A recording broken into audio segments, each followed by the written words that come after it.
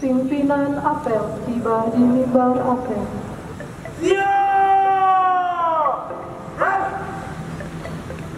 Kepada pimpinan apel, hormat! Red!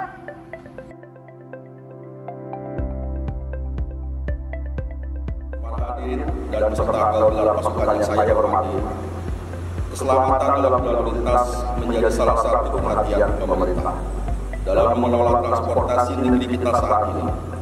Demi terwujudkan tertib jalan yang lebih kondusif, kepolisian daerah Aceh, khususnya polisi lalu lintas yang didukung oleh fungsi lainnya serta melibatkan para pemangku kepentingan akan melaksanakan operasi kepolisian dengan sandi Zebra Selawat 2023 yang diawali dengan apel gelar pasukan di seluruh wilayah Provinsi Aceh.